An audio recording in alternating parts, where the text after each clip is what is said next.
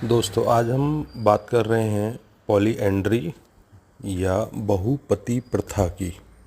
और चर्चा इसलिए कर रहे हैं क्योंकि हिमाचल प्रदेश के सिरमौर ज़िले के शिलाई गांव में एक लेडी ने 2 भाइयों से शादी की है।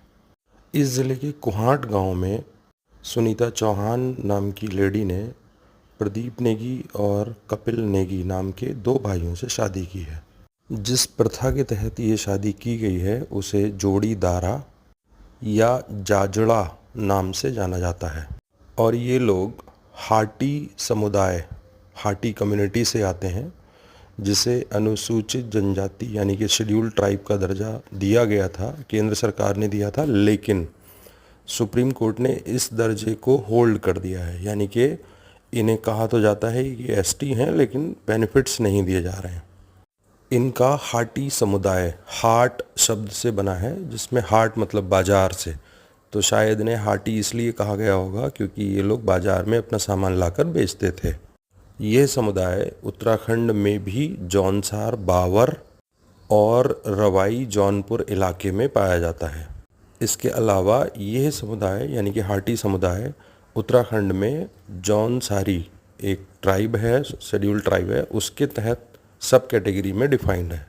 इनके यहाँ शादियाँ 7 फेरों की बजाय रमलसार पूजा पद्धति से की जाती हैं, जिसमें फेरों की जगह सिंज लगाई जाती है, जिसका मतलब होता है कि आमने सामने हस्बैंड वाइफ बातचीत करते हैं और कसम टाइप कुछ परंपरा निभाते हैं।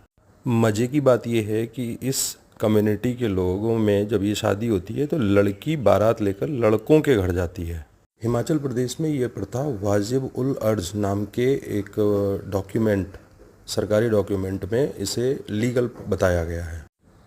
इन शादियों से जो बच्चे होते हैं उन्हें वाजिब उल अर्ज कहते हैं, और इसके पीछे मकसद शायद ये रहा हो कि प्रॉपर्टी का बंटवारा ना हो, या पहाड़ी क्षेत्रों में इस परंपरा का ज़्यादा होना ये बताता है कि पहाड़ी क्षेत्रों में खेती की ज़मीन कम होती है और उसका बंटवारा खतरनाक हो सकता है। अब सवाल ये है कि हिंदू मैरिज एक्ट 1955 के तहत जब एक हिंदू एक ही शादी कर सकता है तो ये शादी लीगल है या नहीं।